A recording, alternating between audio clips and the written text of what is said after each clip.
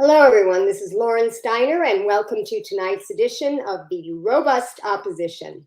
I'm very pleased to have with me as my guest tonight Matthew Hoh, who has become a friend of mine. He lives in North Carolina, where I moved a year and a half ago, and he is running for North Carolina Senate on the Green Party ticket. How you doing tonight, Matthew? Good, Lauren. Thanks so much for having me on your show. It's good to see you. Well, you were last on my show after Joe Biden withdrew us from Afghanistan. And Right. as we'll get into a little later in the show, you were on the Afghanistan desk for the State Department, and you resigned in 2009, most notably because we didn't have a clear mission there. And since then, you've become a renowned anti-war activist, as I plugged you in the description to this show. And you were on a lot of shows after that withdrawal from Afghanistan. And then you decided to run for Senate. And we'll talk about why you decided to run, why you decided to run on the Green Party, and what your platform is. But I want to start by talking about the topic of this show, which is something that I didn't plan to do until closer to the election. But you made me aware of some, I might say, underhanded and decidedly undemocratic tactics of the North Carolina Democratic Party. Would you like to tell what's been going on? Yeah, I mean, you're much more polite than I am, Lauren. I mean, basically, it's fraudulent. It's most likely or could possibly be illegal, and it certainly is disingenuous and deceptive to the registered voters of North Carolina. So, in order to get the North Carolina Green Party recognized as a political party by the state of North Carolina, we had to gather signatures. And we needed 13,865 signatures from registered North Carolina voters that were validated signatures, right? So you turn these signatures in to the county boards of elections, they look them up and they say, yes, this one counts, or no, the address is wrong, this one does not count. And so in order to do that, we turned in 22,500 signatures from registered voters. More than 16,000 signatures were approved by the counties. And on June 1st, we submitted those signatures to the State Board of Elections for certification. We became aware not too long ago that the Democratic Party had brought in the Elias law firm. Elias law firm is the law firm of Mark Elias, very prominent Democratic Party lawyer. He's considered to be the top lawyer for the Democratic Party. If you go and look him up on Wikipedia, you'll see he's very accomplished. What we started hearing about last week was that people who had signed our petitions were receiving phone calls saying, did you actually sign this petition for the Green Party?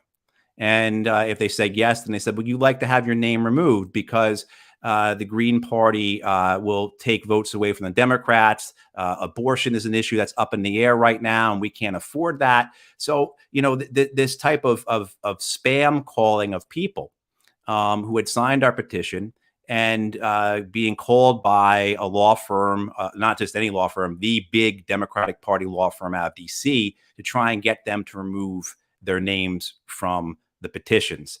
This has also become a thing with texting, where myself, a guy who's running for the Green Party, gets a text message. And the text message says, can you confirm whether you signed this petition? I say yes. And then they say, well, blah, blah, blah. The Green Party is going to ruin things for the Democrats. It's going to be your fault that we lose abortion. If you continue with this petition, would you like to have your name removed? I say no. And then they give another cell. And at the end of that, I said, who are you? Who is it? What organization is this? And they come back with Democratic Senatorial Campaign Committee. Now, what we have seen, though, where this starts to get really dirty, where the fraud comes in and maybe the illegality comes in, is that they have been these people working on behalf of the Democratic Senatorial Campaign Committee, the Elias law firm, and by extension, the North Carolina Democratic Party and the Sherry Beasley campaign, is that they have been saying that they are calling on behalf of the North Carolina Green Party. So we have had people who've signed the petitions who have received phone calls. And when they say, who are you calling for? Who are you with? The answer is with the Green Party. And we actually have audio recordings of that.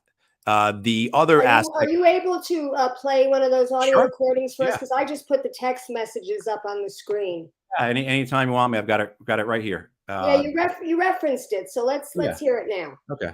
I will say before I forget, the other thing is that they're harassing. We have had people tell us that they're getting 5 phone calls a day. One person just sent a screenshot to us where they called every hour today to their phone number. I mean, Wow. so it's harassing, it's fraudulent, it's deceptive, it's vote shaming. It's all, and what they're doing, Lauren, is they're proving our point that the two-party system is exclusive, it's undemocratic, and that its only interests are in keeping those two parties in power. But I'll play this. And here we go. Hopefully you can hear it okay. You're calling to confirm whether or not I signed a petition for that. So, Max, who are you calling with? What organization? Oh, is this the Green Party? Yes. You're with the Green Party? Yes, and we have you listed as wanting to get the candidates on the North Carolina ballot. Did you sign that petition? So you were calling as a representative of the Green Party? As a volunteer, yes. Okay. Yeah, I did sign it. Okay, and would you say you strongly support it or just somewhat support it? I mean, I don't think I'd sign something unless I strongly support it. Okay, well, thank you for confirming. Animal participation in elections is important. If the Green Party is on the ballot, it will take votes away from Democrats, giving Republicans a huge advantage that will help them win North Carolina in 2022 and 2024. There's far too much at stake to let this happen. Are you interested in asking to have your name removed from this petition or leave it as is? I'm confused. So if you're with the Green Party, why are you asking to remove? I'm sorry? Yes, I totally. And that's happened a couple times where, because this has been going on for a week, people were able to know it was coming. And, and they're getting 5 phone calls a day from these phone numbers. The phone numbers are somehow able to avoid spam filters. If you call the phone numbers back, you get a message that says this number is no longer in service. And then that number calls you back in an hour. So, but because we knew it was coming, people have been able to record it. They've been, kind of aware of it. And what happens is when it gets to a certain point, like you heard there, where, our guy says, hey, if you're from the Green Party, why are you asking me to take this off? The call's cut off. So we believe there's a supervisor behind it. We received an email today from a couple who had signed our petition saying that they'd like to have their names taken off because they have been contacted by the Green Party. And the Green Party was saying that, this is going to take votes away from the Democrats. It's too dangerous right now to do that. So can you take your names off? The other thing we've heard as well is that, is that they will call and they will say, we're with the Green Party and, please, can you take your name off? And it's okay to take your name off because we're already on the ballot. Mm. So there's all kinds of just flat out lies, deception, just really dirty, underhanded, outrageous types of behavior here. And it goes to show again that this party, the Democratic Party, is no different than the Republicans when it comes to actually caring about democracy and, more importantly, caring about the people they claim to represent. And, before I forget to say this, I think it's important for people to realize that this isn't about me being on the ballot. It's not about the Green Party being on the ballot per se. It's about who we represent being on the ballot. It's about the issues that we represent being on the ballot. If we're not on the ballot, there is no one running on Medicare for all. There is no one running on affordable housing. There is no one running on annualized living wages. There's no one running on climate action. I mean, all these different things that are life and death for working people in this country.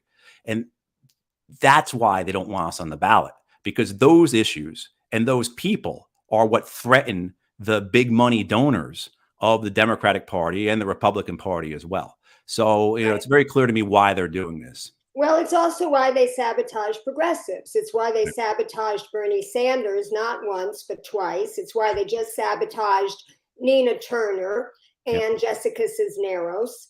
I mean, these are candidates running on all those issues. And with Roe v. Wade hanging in the balance, the Alito draft had already been leaked. Nancy Pelosi, Steny Hoyer, and James Clyburn still go and support the only anti-choice Democrat left in Congress over this pro-choice progressive woman of color. I mean, it's really despicable when you think about it. Right. And, you know, people were saying, like on Twitter, if they spent more time fighting for their programs, you know, and things like Roe v. Wade, for instance, trying to codify that. I mean, the biggest thing going around Twitter right now is how Obama promised in his first 100 days, when he had a filibuster-proof supermajority, that he would codify it into law. And, you know, then when asked in his press conference, he said it's not a priority now. Right. And this is what happened. So if they had spent more time trying to do these things for the American people, they wouldn't have to worry about the Republican Party. But as it is, they're going to lose terribly in the midterms. And yeah, I mean, I will say, you know, I'm wearing a shirt here. It says, I'll just stand up here. It says, the color of courage is green. And this is Jill Stein 2012. And I voted for Jill Stein and Sherry Honkala in 2012 because I was so disillusioned with how Obama governed for 4 years compared to how he campaigned. Now, Right. as you know, in 2016, I started and ran LA for Bernie, and then I was a delegate for him. But after they cheated him, and this is common knowledge, Donna Brazile even wrote about it in her book, I went to the convention, I interviewed Jill Stein, and live from the convention, I could have gotten kicked out for this. I'm saying on my own air, I'm standing next to my candidate, because I knew at that point that, you know, we had lost, that Hillary was going to get the nomination that very day, as a matter of fact.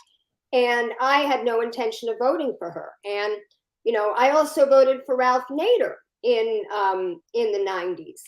And I voted for Jesse Jackson in the 80s. I always vote on the platform rather than the party or the candidate. So let me, before we get into your platform, let me ask what you are doing about this. Is this illegal? Can you file any kind of complaint with the North Carolina Elections Board, or contact that law firm? What can you do? What have you done? Right. We're talking with lawyers. We have some great folks who are working with us, you know, folks from the Center for Competitive Democracy. We know that the State Board of Elections is aware of this because people have contacted the State Board of Elections to file a complaint. And if anybody watching this who receives such a call or text, please send that information to us. You know, you can go to my website, MatthewHoh4Senate.org, and send it to the website there. Or, but more importantly, please file a complaint with the North Carolina State Board of Elections. You know, again, you know, we went through a process of months of being out there talking to tens and tens of thousands of people. No one ever filed a complaint against us, not one that we're aware of. We asked the State Board of Elections, was there any complaints filed? They said none. And so because we petitioned, our efforts to get on the ballot were honest and forthright because we didn't have to do anything deceptive, right? I mean, the spirit that we met while we were out there petitioning to be on the ballot was amazing, because, you know, you see these polls, you see the stats, you hear the pundits talking about the disaffection, the anger, the frustration, the dismay that people have with the political system. You know, 62% of people want a third party, 85% of people want major electoral change. And we were met with that when we were out there collecting our signatures. And the Democrats and the Republicans, they know that. They know that this was a grassroots campaign that collected these signatures, and it was a grassroots effort, and it was met with grassroots enthusiasm. And so they understand that people are desirous, are hungry, are in need of something different, and they want real change, not the change that Obama said he was going to bring, of course, but real change, because people are suffering, people are hurting, and the Democrats and Republicans know that. And that's why, again, they see this as a threat So we certainly are doing everything we can to combat this. We're talking with lawyers. We're fully working with the State Board of Elections, and then going out and letting people know that this is what's occurring. This is what's happening. I mean, this just proves our point, and please support us. And I will say that we are up against the Democratic Party machine. They brought in an Elias law firm. And again, if you don't know who Mark Elias is, go and Google him. Look at his Wikipedia. This is the guy who was Hillary Clinton's lawyer, who was Kamala Harris's lawyer, who was John Kerry's lawyer. This is the guy who did the Steele dossier. He's connected to that, as well as like a lot of significant and successful legal efforts on part of the Democratic Party throughout the country. This is not like some person right out of law school who the Democrats hired to take us on. They brought in their biggest person. So that's what we're up against. We're up against the real machine here because we threaten them. And so we need help from people. So if people are able to go to our website, MatthewHohForSenate.org, and donate, that money will be used to keep us on the ballot so that we can fight for working people. Putting this up here.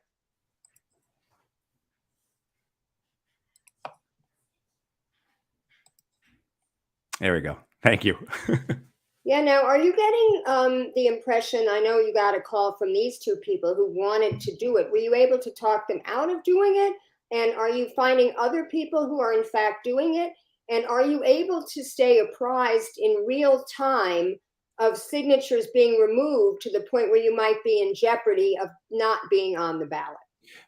So these folks sent in an email to us, and we responded very professionally and kindly to them. If they want their names removed, we'll remove their names, but we made sure to let them know we didn't contact you. That's the Democratic Party that contacted you and told you that. And, and we can't remove you anyway. You have to ask the State Board of Elections to do that. Yeah. The Democratic Party, through the Elias law firm, one of the things where this may be illegal, is the fact that Elias law firm putting in a public records request from the State Board of Elections. They received all our petition information. Now, remember, when we go out there and we collect signatures, we are not allowed to take any of that information and use it for anything other than for the purpose of the petition. We can't take those 25,500 names, those signatures we got, and add that to our database. We can't do that. But somehow the Elias law firm, on behalf of the Democratic Party, is able to take those petitions, those public records, and politicize them, weaponize them, if you will, right? In the sense that they're able to call and not just politic with it, but intimidate, harass, bully people. I mean, that's really what it's coming down to. It's not just the fact that they're calling and they're saying, we're concerned about fraud. Did you really sign this? And leaving it at that. No, it's a very real political effort, much beyond that. So, we've not heard of anybody who's actually removed their names. We are able to look at an online portal that the State Board of Elections maintains that shows how many signatures we turned in and how many signatures have been valid or validated. And we are still 2,100 signatures or so above the threshold. We've seen a couple of signatures drop off. We're not sure why. We know that the State Board of Elections has gone through over it's been almost 30 days they've had to certify our results. And remember, these signatures were already validated, approved by the county boards of elections. And so the State Board of Elections has taken a month to go through them again. And they're not finding anything to say, oh, there's been fraud here, there's deception, we got to throw all these out. They've been peeling off one or two at a time. Occasionally they add one or two, but nothing of a magnitude that causes us to worry. Now, of course, the process is entirely political, as we know, and that when the certification comes up this Thursday at the board meeting for the State Board of Elections, the people who are deciding that are board members who are Democratic and Republican Party loyalists. These are people who were selected by Governor Cooper or Phil Berger or Tim Moore, not because they know election law really well, not because they're great historians on the subject or really passionate about democracy. No, these are people who are appointed to the State Board of Elections for their party loyalty. So there's always the chance that this Thursday we can run into something at the certification process that is entirely political. But as we're looking at it right now, there's absolutely no reason why the party should not be certified on Thursday, and that myself and the other candidates running for the Green Party in North Carolina cannot then move on to the next part of this and file for our candidacy and have our names put onto the ballot. So you're saying that if this gets certified by Friday, all of their efforts, they can't continue. I mean, by Thursday, they can't continue them. They can't take names off after Thursday.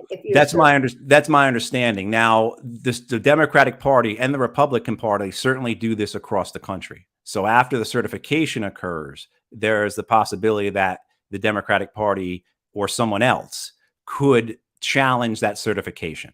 Right. And this is why they're trying to get as many names off the list, or to like build up some type of case that we were out there deliberately misleading people, that we were saying that we were representing something else, which is incredibly far-fetched. We were out there in our Green Party T-shirts. We had our Green Party banners. We had all our signs. We had our literature, everything else. And the folks who were about 95% of our signatures were collected by either Green Party members, socialists, leftists, independents, people who are part of our movement.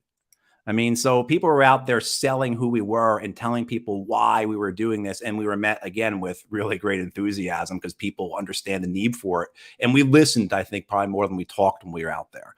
I was told, somebody commented on my post that the same practice was seen in 2020 in Montana. He said Ballot Access News' Richard Winger would know. But Dems do everything in their power to keep Greens off the ballot, from suing Greens off the ballot to petition challenges to goalposts moving in New York. Now, I don't know what that means, and I didn't have enough time to research. Yeah, New York. What happened in New York is that the Green Party in New York has been pretty good in terms of their consistency in running candidates. And of course, Hallie Hawkins, who was a Green Party candidate for president in 2020 and who has run a number of times as a Green or as a socialist or as an independent, is in New York. And what Governor Cuomo and the state legislature did in New York was they increased the number of signatures required for the Green Party or any other party to be on the ballot to 45,000. And they had to be collected in 45 days. And just to give an idea for people to understand how many signatures we're talking about, when comparing it to other nations, in Canada, to run as an independent as a member for parliament, you need 100 signatures. Throughout Europe, it varies between anywhere from 10 in the United Kingdom till about 50 or so in some of the other nations on the continent. I mean, so you're talking about the other democracies that we would compare ourselves to. Don't have these requirements, don't have these obstacles, don't have these, this very deliberately unfair hurdle for candidates and parties to overcome. So in New York, the idea of collecting 45,000 signatures in 45 days, I mean, that's just, and they have to be validated signatures, which means that you have to collect at least 70,000 signatures probably to make it on the ballot up there. And again, in Canada, they need 100 signatures to run a member of parliament. And in England, like I said, I believe it's 10. And those democracies don't collapse because everybody runs out and signs up to run for parliament and run as a politician. I mean, so all the excuses and arguments, it's all specious, right? It doesn't hold any water when you actually look at the reality of what happens outside of our borders. And I can tell you there's a case going on right now that the Center for Competitive Democracy is working on in Illinois, where an independent went out, collected 10,000 signatures that he needed to be on the ballot. This is a guy who is just trying to have someone on the ballot in Illinois who is advocating for single payer health care. And the Democratic Party did the same thing to him and knocked his signatures down to below the threshold. And now there's a court case over that. So that's something, getting back to your question, that's what we're concerned about. This is why we need people's support and help, because, this could happen where they can, or any type of challenge. They say, just anything, not just challenging the North Carolina Green Party being established as a political party, but then challenging, say, my candidacy. Right. And literally, if they say, Matt Hoh doesn't actually live he doesn't really reside in North Carolina. Well, I have to go to the State Board of Elections and show them the deed of my house, show them my registration form. Here's my driver's license. I mean, all those kinds of things. And they'll do something much more sophisticated than that requires an attorney. And this is the back end of the voter suppression that occurs with ballot access. The front end is to put up these requirements to collect signatures, which is incredibly time consuming, requires a lot of people, and it costs a lot of money. And we can get into all of that because I think, if people want to hear more about that. But on the back end, it's this thing where, okay, we now collect all these signatures. We turned them in. We turned them into the county 6 weeks ago. We're still waiting for final certification. The states had them for a month. We've had to get a lawyer just to deal with the state. And the tension that it brings, it exhausts our resources. We're a grassroots campaign. We're a small campaign. So I don't have a staff of 75 people. I don't have a whole host of, Sherry Beasley, the Democrat who's running for U.S. Senate. She's got all kinds of firms working for her, including a firm that union busts for Amazon, right? I mean, so they've got all these people and we don't. And so that's another thing too, is it just kind of makes everything harder for us. It ties us up. It causes us to slow down. We can't concentrate on campaigning because we're responding to whatever the latest email is from the State Board of Elections, or the fact that, I'm getting phone calls from, this person saying these folks called us and they want my name off the ballot. What should I do? Right. It's a very, it's diabolical, but it's very effective in terms of weakening and exhausting independents and third parties. Well, I want to talk about the case that they're making, but first I want to show this from Green Party member Craig Cayetano, what happened in New Jersey. And it looks like, they prevailed ultimately. But, this is what they do. They raise the specter of the scary Republican is going to win, as if the Democratic Party is really different from the Republicans when it comes to major issues. But, that's what they've been doing ever since Trump. And as we all know, Hillary had the Pied Piper strategy. Right. She wanted to elevate Trump because she thought no one could possibly vote for him. And, be careful what you wish for, because he ended up beating her, of course, because he was offering a populist platform, even though it was completely phony and he had no intention of delivering. And then, of course, we saw the Democrats, as I mentioned earlier, cheat Bernie Sanders, who also offered a populist platform and was anti-establishment. It was definitely an anti-establishment year, and that's why, he won. But I ended up writing in Bernie. It's so funny. I said to Jill Stein at the convention that she was my candidate, and then I'm covering the voting at the same time as I am voting in the fire station in Holmby Hills. And so I've got my camera like this, and I'm talking to the people at the desk. I'm talking to people and I'm taking the ballot. And then I just find myself all automatically writing in Bernie Sanders. I literally had not made up my mind if I was going to vote for Bernie or Jill. But some people, Bernie people, worked really hard to get him qualified as a certified, write-in candidate. Right. Most people you write in and it doesn't count. But they've actually found like 52 electors or whatever the number of electors they needed to run to be elector for him. So had we, and I tried to do a live stream to make this known to people, but had we had more time, he probably could have had even stronger showing. I mean, he wouldn't have beaten Hillary, of course, in California. But, that's why I did it, because it was kind of a safe state. Now, if I lived in North Carolina, I might have made a different choice. Sure. And, that kind of leads us to here where we are, coming on 6 years later. We have 4 years of experience with Trump. He was in many ways decidedly worse than Hillary would have been. And that is one of the reasons that I voted for Gloria La Riva in 2020 when they cheated Bernie. I just want people to know, by the way, that in case they don't know, that there's never been a candidate that's won New Hampshire, Nevada, Iowa, that has not gone on to be the nominee. Add that also to California, which was a huge win for Bernie. However, after that, Obama, and this is known, calls up Pete, calls up Amy, tells them to drop out and endorse Joe Biden, who wasn't even coming in fifth in any of these contests. Right. So there was another instance of the Democrats, this time being Obama directly sabotaging Bernie Sanders. And we have we have Biden, and he's been trying to do some good things, but he's been completely ineffectual in getting them done. And I don't know if it's because he doesn't really believe in them, or he doesn't, he's kind of losing it a little bit, and he doesn't have the wherewithal to get people like Manchin and Sinema in line. But it's so clear that there's going to be a train wreck in November because the Democrats who are in power are not offering any kind of program that will meet the material needs of the American people. So in my opinion, like I said earlier, I always vote for, the reason I voted for, even though I had Howie Hawkins on my show, just to finish that point, the reason I voted for Gloria was the Green Party, and Gloria Matera can correct me if I'm wrong about this, but I heard, because she's watching, I heard that they were telling people in swing states to go ahead and vote for Howie Hawkins. And I disapproved of that. I didn't want to risk, any more years of Trump.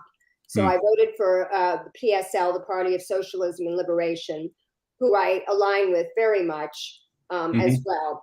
So anyway, what do you say to them when they give this line that they're giving via text and via voicemail to your signatories, that voting for you runs the risk of electing the Republican?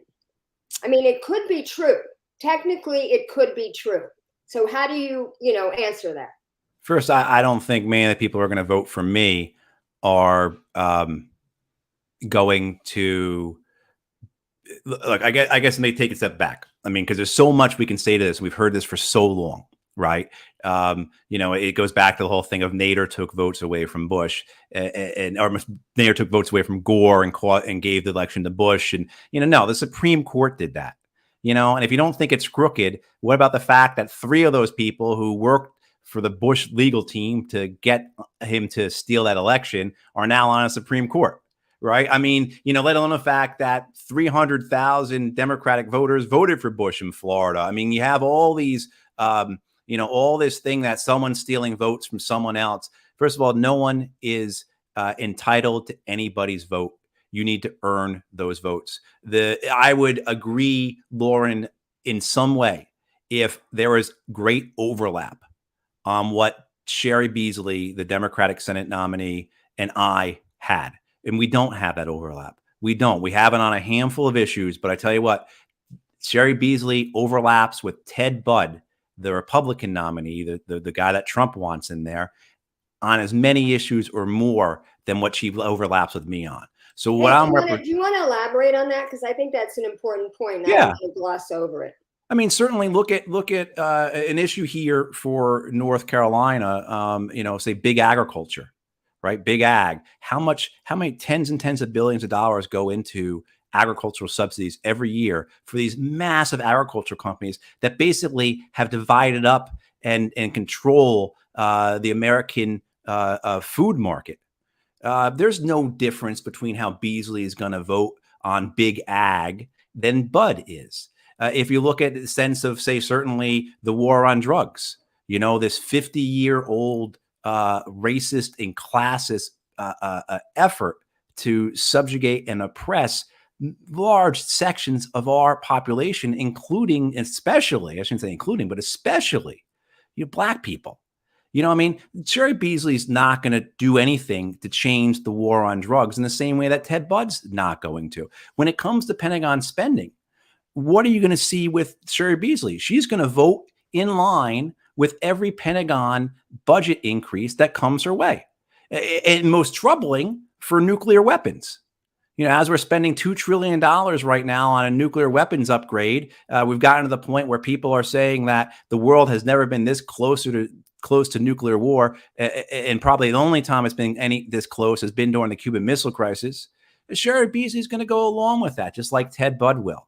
I mean, so on these major issues, on issues of Wall Street, on the banks, on the technology companies. I mean, like, what is she going to do? Right. Yeah. And Go don't ahead. forget about Medicare for all. And because of course, Sherry that, Beasley is not for Medicare for all. And if we didn't learn anything in the pandemic, and it also disproportionately impacts people of color not right. having health insurance. And, my issue with her, to be honest, is she doesn't seem to stand for anything. She's campaigning on identity politics. They wanted to put in a Black woman. They keep thinking, oh, we're going to get all these woke liberals voting for a Black woman. They're doing that with Val Demings in Florida. She's going to lose miserably to DeSantis. Or wait, Rubio? DeSantis is governor, right? Rubio is, she's going to lose miserably to Rubio. If they really cared about Black women, they wouldn't have sabotaged Erica Smith, who is a progressive Black woman. And they sabotaged her, 2 years ago when she tried to run for Senate, and they sabotaged her again. Right. And then the party cleared the field for Sherry Beasley because, Erica was running, Jeff Jackson was running. Now, I didn't like the fact that he didn't support Medicare for all, but I did like the fact that at least he was going to all of the 100 counties in the state, having town halls with the people, answering their questions. Sherry Beasley has not done one town hall. All she does is private fundraisers and private events with a selected audience that she knows is going to be friendly. I was actually going to go to one of those events. I was so excited to go and confront her at this fundraiser, but then it ended up being the only night that Bill McKibben could do my fundraiser. So I had to forego this invitation that I had, and hopefully I'll get invited to another one. Maybe her people aren't watching this show. Yeah, No, I mean, and she doesn't talk about the issues. She doesn't meet with the people. She's out of touch, and the only reason they like her is that she's won statewide elections before, and that's a ridiculous reason to support someone. It's just so tactical. It just shows, the ideological bankruptcy of the Democratic Party, that's all they care about is if somebody could win. And quite frankly, I don't think she will win because, as we were talking about, she's not offering anything that will materially improve the lives of North Carolinians. Right. I mean, the whole, we could do a whole show on Medicare for all or single payer or a couple of weeks ago, the National Academy of Science came out with a study, and this backs up other studies that have been done during the pandemic that found that our for-profit healthcare system has killed 338,000 people during the pandemic.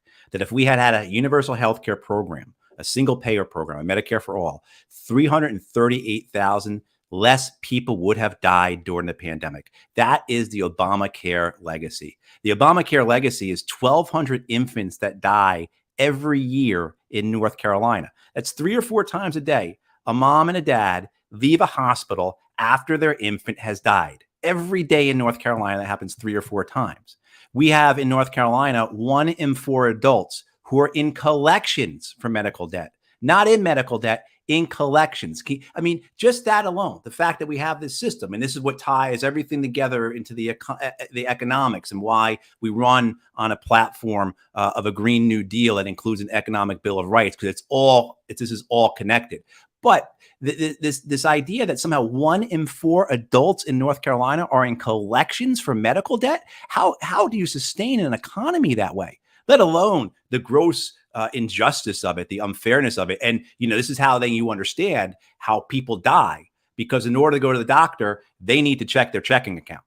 And Sherry Beasley is nowhere on this. She wants to continue what we have, which is a system that kills people because they can't afford to pay for health care. They make dangerous decisions on their lives, their family lives, based upon how much money is in their checking accounts. Yeah. And I mean, for no other reason alone, for the fact that we are in this pandemic, it will get bad again. We're only having about 350 people die a day right now. Only 350 are dying a day, right? But at some point, in the fall, it's going to come back.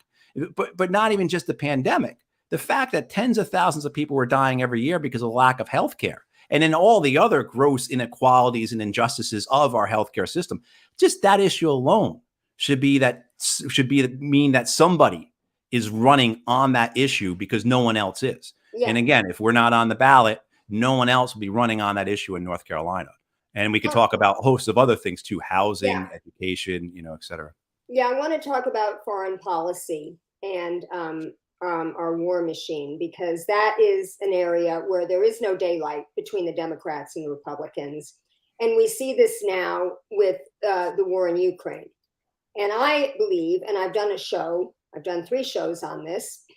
I did a show right after it started with Bryce Green from Fairness and Accuracy in Reporting, who wrote an article called The Russian Invasion Was Not Unprovoked, which was not to excuse what Putin did or justify it, but just to explain that we knew full well that if we pushed Ukraine to join NATO, that he would do this. Henry Kissinger. Oh my God. Context and nuance and facts and details. Oh, good God. God forbid we have that kind of discussion where people are being slaughtered, right? How did we get to this point? Yeah. So sorry to interrupt. And I think that, we knew Henry Kissinger talked about it. Brzezinski talked about it. These are no progressives. Even William Burns, our head of our CIA right now, talked about it in 2009. I think he used the expression "niet, niet, niet," no, no, no, in Russian. If we did this, and I don't think we care. Bruce Gagnon, who's a famous peace activist from Maine, was on my show talking about the Rand report, which was how to destabilize Russia. And this is what we want to do. We want to destabilize Russia because whatever you may think of Putin, one thing that he did do is overcorrect what Yeltsin had done. We put in Yeltsin. Time magazine had a cover story about it called Yanks to the Rescue. It was about how our advisors went over to Russia and ran Yeltsin's campaign. Talk about interfering in another country's election. We ran his campaign, and he ended up being this drunk, corrupt guy who let all the oligarchs steal all the assets from Russia, all the state-owned assets, become filthy rich, one of whom, emigrated to Ukraine and is Zelensky's patron. But anyway, it increased. I mean, despite what you may think about the Soviet Union and the drab kind of existence that everybody had there, at least they didn't have the kind of wealth and income inequality that they have now. And Putin, was trying to restore that. So I don't know how many people want to hold on to that speech that he made about glorifying the empire and saying that, it's just, to me, it's a new version of the domino theory, which was disproved. The real story of the Cold War was the sphere of influence theory, that they'd been attacked for generations on their Western borders, and they just wanted to have those countries. And we were supposed to rebuild Russia after they won the war for us. They lost 27 million people. We were supposed to rebuild that country like we did with the Marshall Plan, but Harry Truman broke every agreement that Roosevelt made with Stalin at Yalta. And we also, after the Soviet Union collapsed, and they dissolved the Warsaw Pact, which was designed to counter NATO, we were supposed to dissolve NATO, and we didn't. We promised we wouldn't add any other countries in, and we've been adding other countries. Yeah. So I think that they did it to destabilize Russia. I think they did it to cancel the Nord Stream 2 pipeline because they would rather Europe pay more for our liquefied natural gas, which is going to put fracking on steroids, than pay Russia. And it's not working. I mean, just in the paper today, the sanctions are not working. Russia is selling to India. They're selling to China. They're getting paid in rubles. I mean, Germany is reported to have 2.5 months of oil left. So it's not whatever they're doing, and U.S. refuses to have peace talks because they don't want peace talks. So maybe instead of me talking about this, I'm so passionate about it. This is your issue. Why don't you talk about what you think about what's going on now in the world and what, you would do differently from the Democratic Republican duopoly? Well, I wouldn't have a foreign policy that was, 2 parts dirty money and 1 part megalomania. I mean, that's I think what we're talking about here is the influence of the money and the desire for control, and maybe it's equal parts. Certainly, I agree with everything you said. And you can and you should understand the war in Ukraine as not starting in February of 2022. 15,000 people had died before you got to that point. And how did that happen? And I think you could also say that when you keep pushing someone like Vladimir Putin, when he says to his generals last year, we have no place left to retreat to, that you have to understand that there's going to be a reaction, as well as the fact that Putin is going to use this for his own purposes. So why give him the excuse to invade that we have been giving him? And when you keep pushing someone like Putin, he's going to keep pushing back. And this is what's going to happen. And this is the big fear I have with China, because the Chinese are saying the same thing and have been for decades. If you keep driving your aircraft carriers up to our coastline, threatening us and humiliating us, we will react. And we've seen that because the Chinese expansion of their military has been massive. It's been massive. And one of the best statistic for that is that for decades, the Chinese had 300 nuclear weapons. And then because of our nuclear weapons expansion program, our modernization program, not expansion program, but modernization program, the Chinese are now increasing their nuclear weapons from 300 to 1,000. I mean, how is that something that has worked out for us? So I think you can look at all this and have this and still at the same time condemn Russia for its invasion and its occupation. This is a war of aggression. It is exactly the type of thing that Nuremberg gave us a definition of in terms of what's the highest crime a country can commit: war of aggression, an invasion. So all the things we say does not excuse Russia. At the same time, too, to look at what's happening in Ukraine and to say that this has got nothing to do with the American militarism of the last 20 or 30 years, that somehow this has got nothing to do with NATO expansion, that the same people who are in charge of NATO expansion were also in charge of the Iraq war, the Afghan war, the Syrian war, the Libyan war, the Somali war, the Yemeni war, the air war in Pakistan, the assassinations in Iran, the wars all throughout Africa, which we don't have time to go through because there are so many of them. You're telling me that somehow this war in Ukraine, ran by the same people, is separate from all those other wars? It may look different. It may be in a different part on the map. These people may be white while all those folks are brown or black. That's a big part of it. But the fact is that we cannot look at the war in Ukraine without understanding how we got to this point. And the idea that we are continuing to send money there, billions and billions, tens of billions of dollars, without the primacy of finding a negotiated solution, without some type of pressure to seek a ceasefire, is just morally corrupt.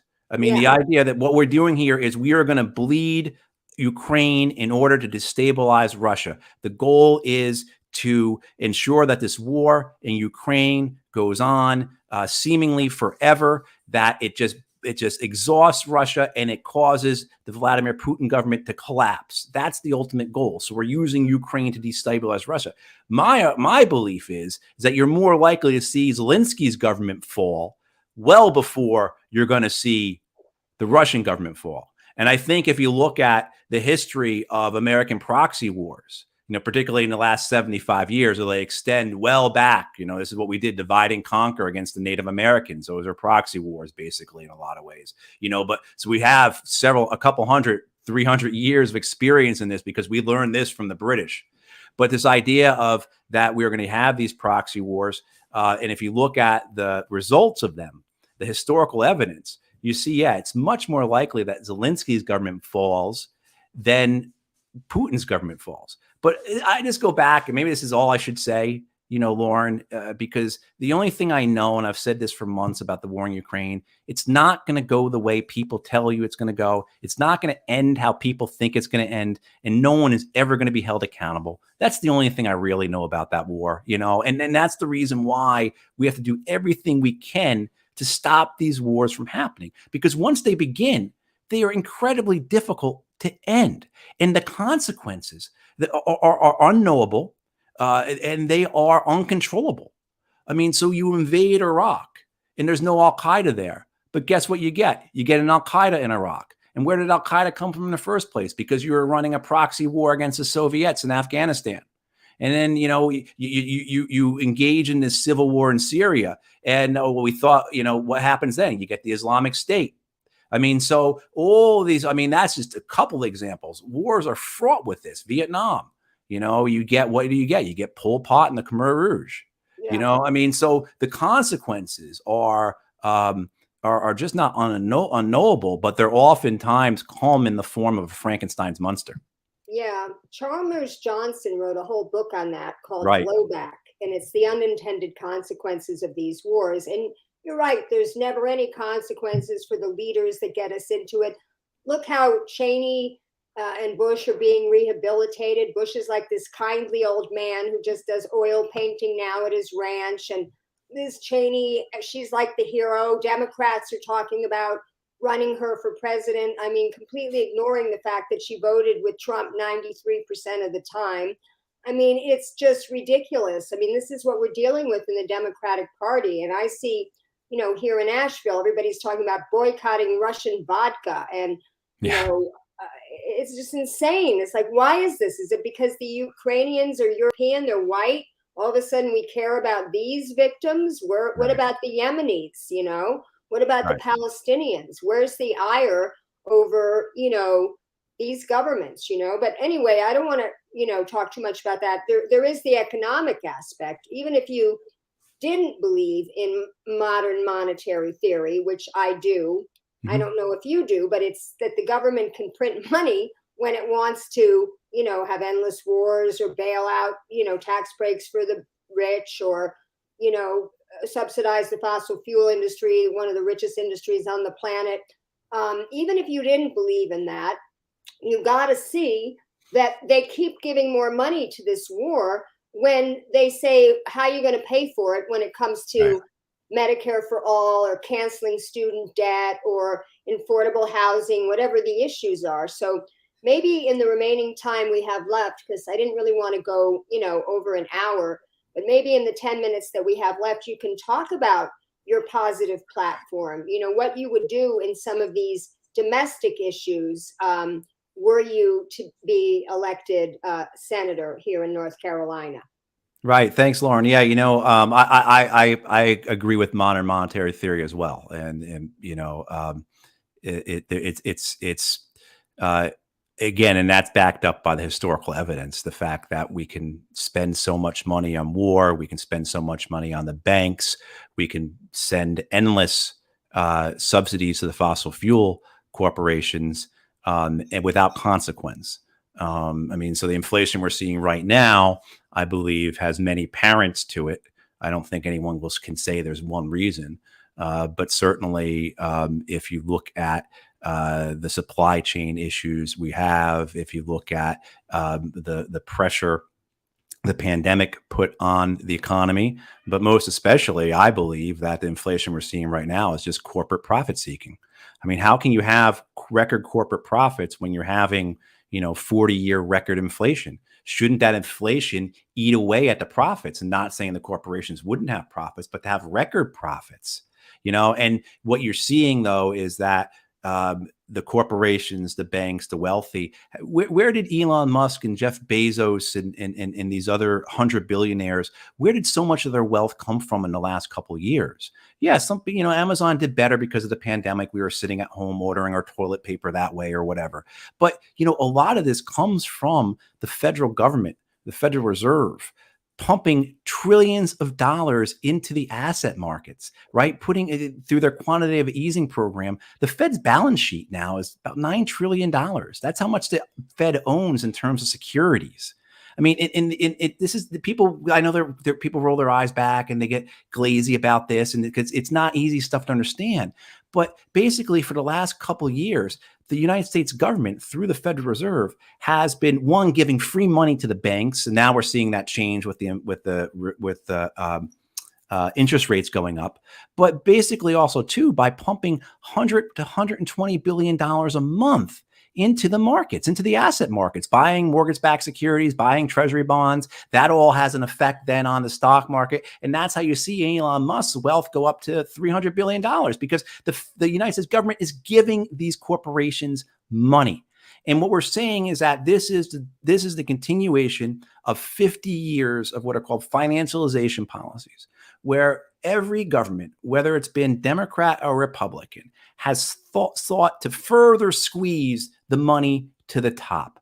Wherein that, whether you can start, I think, with Nixon taking us off the gold standard, and then that causes the dollar to become strong, which allows corporations to buy factories overseas, which means we don't produce things here at home. At the same time, too, you're pushing all the money at the top. So you're having this concern about buying back stocks, right? And giving out dividends. And I know this gets complicated and people don't like to hear this, but this helps you understand how workers' wages have gone down, because the money that corporations used to put into their workers, back in the 50s and 60s, worker pay would every year surpass productivity.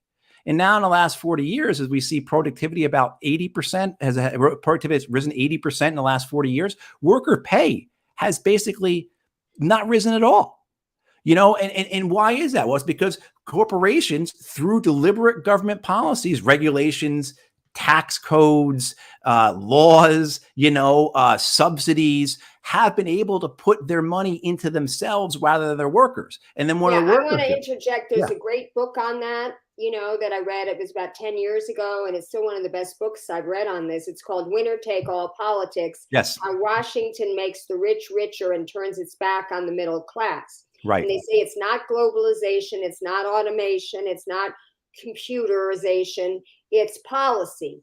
Right. And they favor the rich and what they call drift, where they don't do something that's going to help the middle class. And there's a great RSA anime video on that by David Harvey, who's a English socialist, called The Crisis of Capitalism. And he says, since, like you mentioned, between World War II and 1980, 40 years ago, as worker productivity rose, all boats rose. Right. And then since 1980, which is basically the advent of neoliberalism, it lowered, and the income and wealth inequality has increased. And the point of this video is, how come there wasn't a worker revolt? And the answer is credit. Yes. Everybody was able to exist as a middle class person, right? By getting into debt. And so now everybody's a debt slave. So how free really are we when we're in hock for our houses, our cars, medical debt, student loan debt? And and the other thing that I want to say before you continue is the Fed right now, you alluded to the fact that they are raising interest rates. They say ostensibly because they're trying to address inflation, but raising interest rates is not addressing the main drivers of inflation as you outline them to be. What they're trying to do is lower worker wages, because they think that if more people are making less money, they won't be spending as much money, and therefore the prices of things are going to go down. So they're really trying to do this on the backs of workers who have only started to gain during the pandemic and all this wonderful organizing that we see with the Amazon workers and the Starbucks workers and what they call the Great Resignation. Mm-hmm. People are not taking these shitty minimum wage jobs. I mean, my son, this is, North Carolina, it's $7.25 an hour. He's making $16 an hour as a dishwasher. And this is great. I mean, I'm not happy he's a dishwasher. I would rather he go to college and do something else. But, it's a perfectly honorable job to be a dishwasher. And they want to make it so that dishwasher is going to be paid less, right? Right, exactly. So, yeah. So anyway, talk a little about, you mentioned housing policy. That seems to be the biggest concern of people. Mm. Poor people, working people, middle class people that can't afford their homes. What would you do about housing? Yeah, exactly. You hear that a lot. I was driving Uber last year, and that's what I heard from people over and over again. When we were out collecting petitions, people want to talk about change. And I think that's what we heard the most, is the need for change, to do something different with our political system. But when we get down to like the actual issues, housing, people are scared. People are vulnerable. We're seeing in North Carolina roughly 20% increase in rents and 20% increase on home prices annually. I mean, this is for a number of reasons. One of the things is that our state has a policy of bringing corporations in, giving them hundreds of millions of dollars, billions of dollars. Look, Lauren, our state is giving hundreds of millions of dollars to a plane manufacturer. They're going to build a new Concorde, a new supersonic plane. The plane's only on it's only blueprints. They haven't even built this thing yet. And we're giving them hundreds of millions of dollars. The same with a Vietnamese car company that's going to build a new electric car that they haven't even built yet. They're getting hundreds of millions of dollars. I think they're getting $1 billion, I think. Apple is coming here, the second most profitable corporation in the world. The only corporation more profitable than Apple is the king of Saudi Arabia's oil company. And they're getting billions of dollars. So we're bringing in all these corporations, giving them massive subsidies. Who's going to pick up those taxes? Well, the property owners are going to pick that up. And if you rent, that's passed on to you that way. I mean, so we're putting the burden of these companies coming in, the financial burden, on the people. And at the same time, too, they're bringing in folks. What we see with these corporations, they hire some from here, but they bring people in. And that puts pressure on the housing market, on the rental market. And if you go and you look at our local elections here in North Carolina at the county or the city level, this, how much money is coming in to these politicians from outside real estate firms. I mean, you look at the Raleigh City Council race and the people on the Raleigh City Council, how much money they bring in during their campaigns from outside real estate developers is insane. The Raleigh mayor, Raleigh, which is a city that has $1 billion budget, has a part-time mayor. So that's a whole other issue to discuss. But her full-time job is working for a construction company, right? I mean, this is the type of thing that occurs. And so then we say, well, how is it that we don't have affordable housing? Because the entire political process has been corrupted and taken over by developers, corporations, construction companies, banks, etc. What we're seeing here in North Carolina as well, and people are seeing this in other places, is corporations coming in and purchasing homes. And this is really instructive to understand how this phenomenon occurred. In my area of North Carolina last year, about 1 in 5 homes were bought by a corporation. That has a massive effect on the price of homes. They come in, they tend to purchase what are called entry-level homes, although those are disappearing. You can't purchase a home in my part of North Carolina for probably less than $350,000 at this point. And so what they do is they come in, they purchase the entry-level homes that working families would be purchasing. They then turn around, they raise the cost of everything, but they then turn around and rent them at inflated rates. And we see this over and over and over again. The genesis is important. And this gets to the point of what you're asking at. How did this occur? Well, in 2008, 2009, 2010, 2011, when 12 million American families lost their home in the Great Recession, Great Foreclosure Crisis, totally perpetrated by Wall Street. United States government under Barack Obama bails out Wall Street, does nothing to help the 12 million families that lost their homes. The banks take that bailout money and they start buying those 12 million foreclosed homes.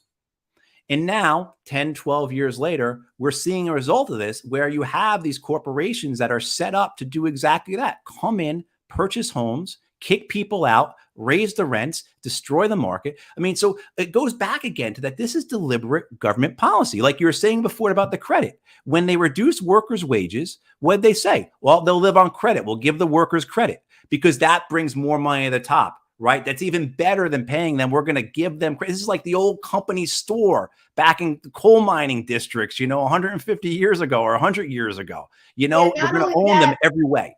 Not only that, there was a time, I don't know if it's still true, when General Motors was making more off its credit card company than it was selling cars. Every single, every single retail store is going to try to sell you their credit card because they know that you're probably going to forget to pay 1 month, like I did a couple of times with these department store credit cards. And the next thing you know, your rate is jacked up to 24% because we don't have any usury laws in this country. It's outrageous.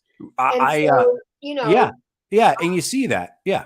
But the housing issue, okay, so we had a disinvestment, starting with Nixon, we had a disinvestment in public housing because we used to have, now it didn't go to equally. There were minorities that were excluded. And of course there was redlining. And so I'm not making it like it's the old days were the good days, but we did have an investment in public housing, and the housing also for, poor people was not designed great. The projects were very tall buildings and they were ripe for drugs and crime and stuff like that. But we're talking now, if you read Jacobin magazine, the sort of socialist magazine, they talk a lot about social housing, which they have in Europe, in Vienna, and also in Britain, the old council housing, which Margaret Thatcher, who was, the British version of Reagan, destroyed. She privatized all that public housing.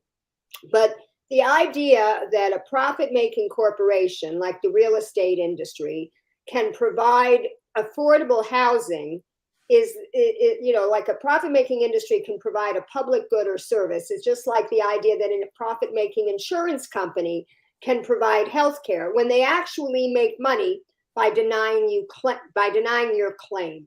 And on their balance sheet, when they pay a claim, it's called a medical loss. So for them to provide the service that we're entrusting them to provide is actually a loss for them. Same thing with affordable housing. You can't incentivize these people enough to build affordable housing. You need to have public housing. Biden had $40 billion of public housing in his Build Back Better program. Chuck Schumer doubled that because he's worried about a challenge from AOC next time. He was asking for $80 billion in public housing, and the Green New Deal that AOC is championing asked for $120 billion in public housing.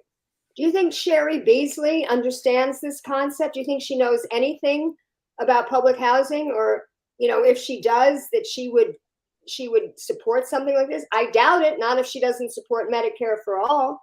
No, anyway, that what you're talking about, Lauren, is anathema to the real estate industry. The real estate industry that controls local politics and has for decades, and that has, in that real estate industry is owned by the banks, and the banks that are concerned with the federal campaigns. So absolutely not. One of the things that we advocate for is an annualized living wage.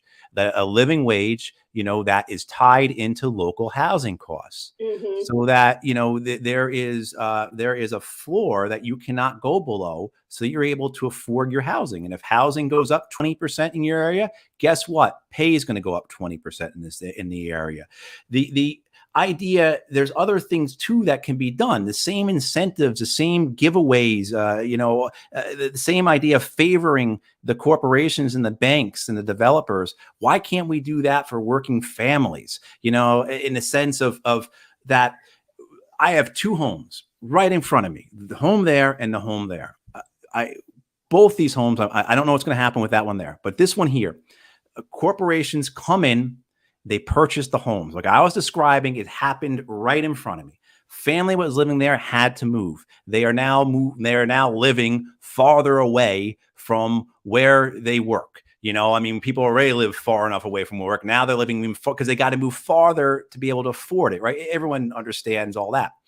What if when that house was put on the market, that family had the option of purchasing the home, that they had a right of first refusal, where they would be backed by a public bank? This is where everything comes together. This is where we understand our economic Bill of Rights. We understand what FDR was saying, 80 years ago about this. All this is tied together. If we do not have a solid foundation for people in this country, we will continue, not just devolve and fall apart, but it's like this reverse pyramid scheme where everything keeps getting eaten up because that money has to keep going towards the top. So what if we had a public banking system that would allow working families to purchase the home they've been living on? If you've been living in that home for years. You've been good on your payments. You've been good tenants. Why can you not get the backing from our government to purchase that home? Why did the developers get it? Why did the banks get bailed out? Let alone then be able to create, again, that's why I explained the genesis of how we got here to say, why can't we do this for working people? I mean, so there's a lot we can do in terms of real, tangible, forceful, impactful legislation that would seek to reverse this trickle down economics that we've had for 5 decades now that have really gutted the working class and is gutting the middle class. Look, 2/3 of Americans, or almost 2/3 of Americans in a recent poll, said they were living paycheck to paycheck. 60% of Americans say they have a hard time meeting ends. I mean, this is not just about, Joe Hardhat. Okay, to use an old phrase, totally dating myself with that phrase, I guess, right? But, the idea that this is really, when we talk about working families, we're not talking about, we're talking about most of the American economy at this point, regardless of whether or not you went to college. People on all spectrums of this are having a really difficult time, again, because of deliberate economic policies pursued by both Democrats and Republicans for decades now. Yeah. Well, actually, you talk about, what you could make on a high school education prior to NAFTA. You could work in a factory and have a high-paying union job. Your wife wouldn't have to work. You could afford to send your kids to college because it was either free or very low cost. Right. You could own your own home. And then, of course, Clinton did things that if the Republicans tried to do it, they wouldn't have let him. He did NAFTA, which, we lost 50,000 factories and 5 million good paying jobs. He deregulated the banks, Glass-Steagall, which led to the financial collapse and the housing crisis. He did media deregulation, which gave us Fox News and, Clear Channel, putting Rush Limbaugh on 1,000 radio stations, totally poisoning the minds of half the population. I can't even, I actually pay for Sirius FM. I've never paid for it before, but the radio stations here are unlistenable. You're either getting country music, or you're getting this God stuff, or you're getting this really bad political right-wing crap, So anyway, we have gone over, and there's 5 more minutes until we hit the next 15-minute increment, but I do want you to close by talking about the most important existential issue, which is, of course, climate change. Right, it is. The Green New Deal actually was, before AOC came up with it, was actually a Green Party concept that Jill Stein ran on in 2012 when I voted for her, and Howie Hawkins ran on in 2009. I think it was 2009 when he ran for governor of New York. Talk about what you would do to address this major existential crisis, along with, a danger of nuclear war, which you already talked about earlier. Yeah, my understanding is that the Green Party first puts out the Green New Deal in 2006. And so if in the 16 years we had done that, I just heard this the other day from the National Priorities Project. Most of us know that the direct cost of the wars in Iraq and Afghanistan were $7 trillion. We spent $14 trillion over that time total on the military, but for the wars in Iraq and Afghanistan was $7 trillion. The National Priorities Project said, what if we had done the Green New Deal beginning in 2001 rather than the Iraq and Afghan wars? Well, it would have cost us $5 trillion, and we would have we would have rebuilt our energy infrastructure. We would have totally reimagined and created an American economy that would be the envy of most of the world if we had chosen to do that. I mean, when people talk about opportunity costs, when you say, man, we spent $7 trillion on the war in Iraq and Afghanistan, and for $5 trillion, we could have rebuilt our economy and had a clean, renewable energy network right now. We wouldn't be dealing with this $5 a gallon gasoline. Joe Biden wouldn't be heading to Saudi Arabia to kiss Mohammed bin Salman's ring in a couple of weeks. We wouldn't be in this position. There probably wouldn't be a war in Ukraine because we wouldn't be so concerned about exporting all that liquid natural gas because we would have moved on from that. And the climate crisis, the climate collapse it's here. We're feeling it. This is one of the things we talk about with the Green New Deal, about having to anticipate what is coming, what we're already seeing, and how it's going to get worse. As the United Nations says, the climate crisis is hitting us harder and faster than we expected. What will occur when we have dozens of communities in North Carolina that are washed out in 20, 30 years? That is coming, where we will have towns all along our coastline that are no longer inhabitable. For a community to become uninhabitable because of sea level rise, it's not like there's going to be 12 feet of water and sharks are going to be swimming around through people's houses. No, you just need to have a handful of days a year where that seawater has deluged everything. That's what kills communities. You don't need to have the things completely underwater. You just need to have that flooding on a constant basis that it's not sustainable there anymore. What are we going to do with those people? Where are they going to go? What's going to happen to those economies? That shock to the system. And that's just, you're talking about the coastlines. And imagine that up and down our entire coast, up our Atlantic, our Gulf, our Pacific coast. What about the wildfires? What about the droughts? What about the hurricanes? You look at what they're saying about the situation with water in the West at this point, how it's at the worst level they've ever seen. Lake Mead they've never seen it like that before. I mean, this is all coming. We're seeing it. We're realizing it. And this is what we talk about when we mean existential. We mean our society collapsing because we don't have the foundations, the pillars to sustain that collapse, that climate collapse. There'll be an economic collapse and there'll be a societal collapse. And that's what we talk about when we talk about existential. And it is coming. There is no argument against that. And we are seeing it. And so this idea of a Green New Deal isn't just about making sure we're all driving around in electric vehicles and have solar panels on our roofs. Sure, that's part of it. But part of it is ensuring that we are moving into the next phase of society where everybody has the resources they need. This goes back to the idea that healthcare, housing, education, and jobs are human rights. And that to survive the climate collapse, we have to recognize those human rights and make sure everybody is assured of them. So the Green New Deal is integral to our survival as a society. And this idea of internal migrants, we talk about all the migrants that are going to come from the climate collapse. Well, again, where are those people on the coast going to go? I've met people here in North Carolina who are climate migrants from California. I've met people who say we're not dealing with the wildfires anymore. I'm one. I had to pack up my car twice in 2019 to potentially evacuate because there was fires that were 3 miles from my house as the crow flies. And had those winds blown east instead of west, my house would have been done. Right. And, so I'm definitely a climate migrant. Well, listen, Matthew, you've been a pleasure as always to talk to. We could talk all night probably about these issues. I just hope that viewers can see that we have a real alternative here to the corporate duopoly that we must have on the ballot. I mean, no chance that they're going to debate you. They're never going to let you into the debate, sadly.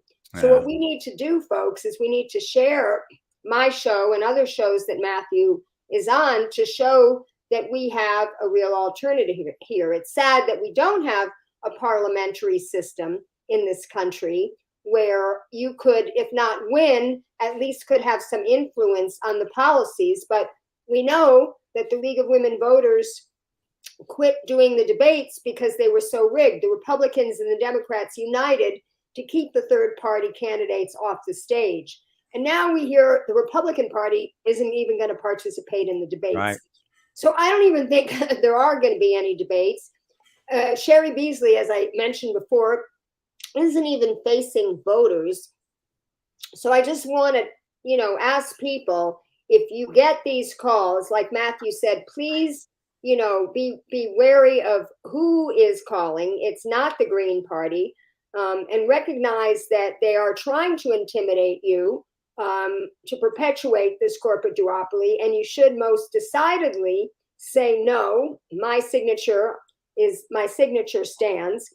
And hopefully they won't try any more underhanded tricks, although I wouldn't put it past them. And we'll be able to see what kind of standing you have.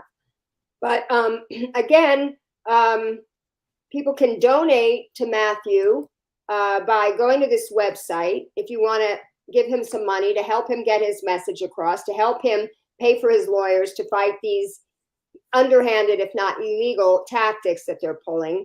And I just wish you the best of luck, Matthew, because I think you're a tremendous individual, and I have to hand it to you to even step up and want to be in public service in such a corrupted political environment that we're in. It's really very noble and self-sacrificing of you. So I want to thank you for that. Well, thank you, Lauren. Thank you for having me on. I appreciate that. And if people can support us, can support our campaign, we are, like I said, we are up against the Democratic machine. The Democratic Senatorial Campaign Committee is here in North Carolina working against us, and the Elias Law Firm is with them. And so we need everybody's help. So a very, very sincere and hard ask for donations, because we need that to keep us going. And I appreciate your timing. Yeah, please share Lauren's show, retweet it, do whatever, like it, whatever the other social media stuff is. But yeah. Please, because this is everything we know about journalism now. This is the antidote to it. Yeah. Well, thank you very much. And thank you for being on. And everybody, keep fighting. That's all I can say.